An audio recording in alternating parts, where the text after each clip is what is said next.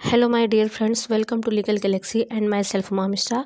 Friends, आज हम लोग अपनी सीरीज़ को आगे बढ़ाएंगे। जो उत्तराखंड पुलिस एक्ट को लेकर के हम लोग डिस्कस कर रहे थे, आज उसका जो है लेक्चर 4 हम आपके साथ डिस्कस करेंगे, जिसमें हम बेसिकली जो डिस्कस करेंगे वो है चैप्टर 3 और चैप्टर 4।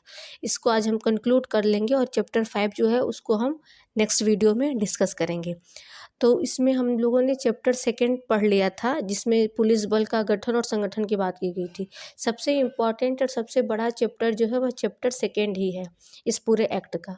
आज जो हम डिस्कस करेंगे चैप्टर 3 को डिस्कस करते हैं। चैप्टर 3 जो है वह administration of the police force की बात करता है। इसमें जो सेक्शन 9 है वह यह कहता है कि किसी अन्य विधि में कोई बात होते हुए भी राज्य सरकार पुलिस बल से संबंधित सभी मामलों में अधीक्षण की शक्ति का प्रयोग करेगी। देखिए, हमने पहले ही आप लोग बताया था कि चाहे हर एक स्तर पे किसी अलग अलग जो व्यक्ति होते हैं, पुलिस ऑफिसर होते हैं, उनको पर्यवेक्षण करने के लिए या बाकी रेंज का कंट्रोल करने का अधिकार तो दिया जाता है, लेकिन आफ्टर ऑल पूरा कंट्रोल जो होता है वह राज्य सरकार के पास ही रहता है। इसी में अगर हम सेक्शन 21 की बात करें तो यह पुलिस प्रशासन की बात करता है। देखिए, जब भी पूरा कंट्रोल स्टेट के पास होती है, लेकिन स्टेट हर एक स्तर पे कार्य नहीं कर सकती, तो वह हर एक स्तर पे कार्य करने के लिए अलग अलग ग्रुपों में पुलिस बल का गठन करती है।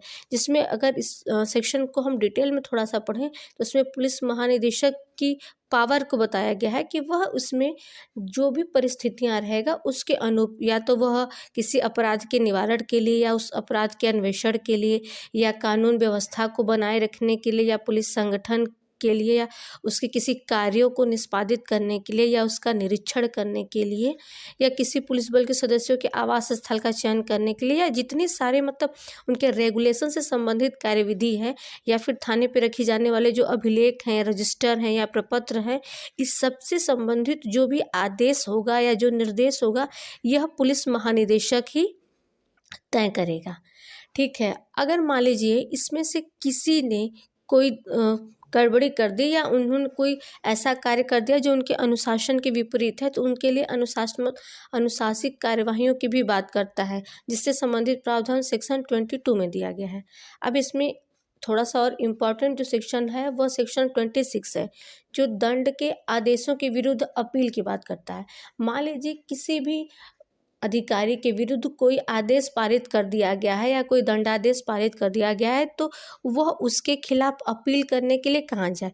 देखिए, सामान्य नियम तो यही होता है कि जब भी किसी अधिकारी द्वारा किसी अन्य अपने निचले स्तर के अधिकारी के विरुद्ध कोई आदेश या दंडादेश पारित किया जाता है, तो वह उससे एक उच्चतर स्तर के अधिकारी के पास जाकर के अपनी अपील कर सकता है। लेकिन जहाँ कहीं यह कंडीशन होगी कि आदेश जो है वह पुलिस महानिदेशक द्वारा पारित किया गया है, तो उस स्थिति में उस आदेश के खिलाफ जो अपील होगी वह स्टेट गवर्नमेंट के पास होगी। ठीक है, आगे हम बात करते हैं सेक्शन 28 की। जो सेक्शन 28 है वह मुख्य पुलिस अधिकारियों की पदावधि की बात करता है कि जो मुख्य पुलिस अधिकारी हैं उनका टर्म क्या होगा और कितने साल तक होगा। तो जो थाने के प्रभारी अधिकारी होते हैं उनकी जो नियुक्ति होती है या उनकी जो पदावधि होती है उसके न्यूनतम जो वर्ष है वह 1 वर्ष है। लेकिन इसके बाद किसी पुलिस वृत्त के प्रभारी हैं या अधिकारी हैं या पुलिस अधीक्षक के रूप में नियुक्त हैं या किसी रेंज के वह उप महानिरीक्षक हैं या महानिरीक्षक हैं, तो उस कंडीशन में उनकी जो पदावधि होती है वह न्यूनतम 2 वर्ष की होती है।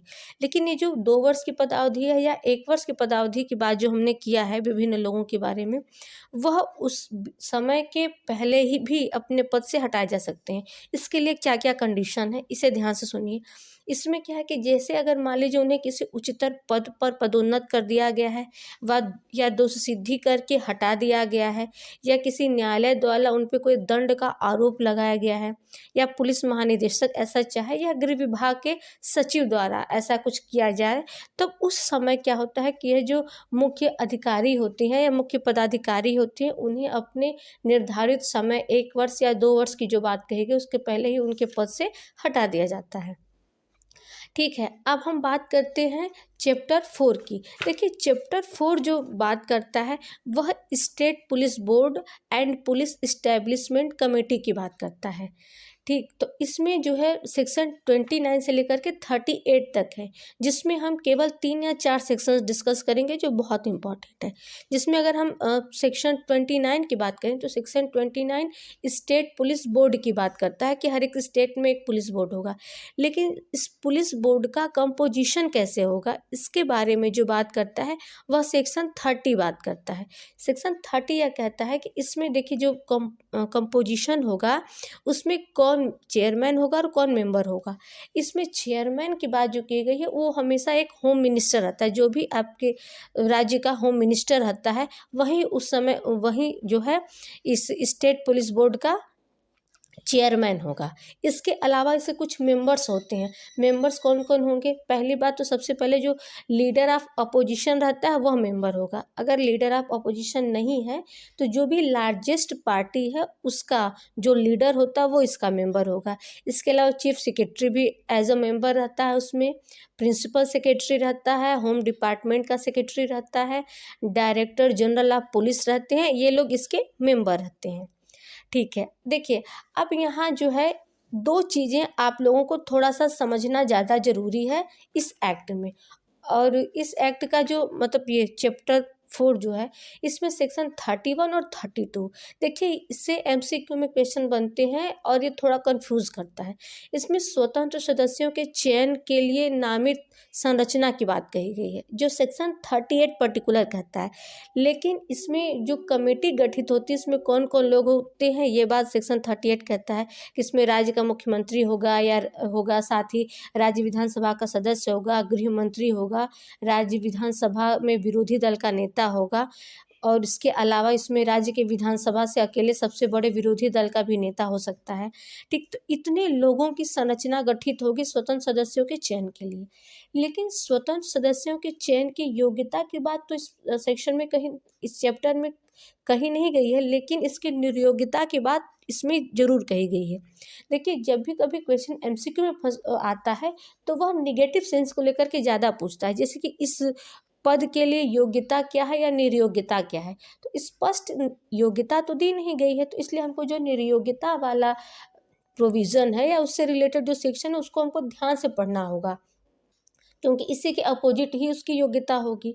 तो इसमें 32 को थोड़ा सा ध्यान से पढ़ने की ज़रूरत है, जिसमें यह स्पष्ट कहा गया है कि स्वतंत्र सदस्यों की अपात्रता के कौन कौन से आधार होंगे। देखिए इसमें सबसे पहला आधार यह है कि वह भारत का नागरिक नहीं है।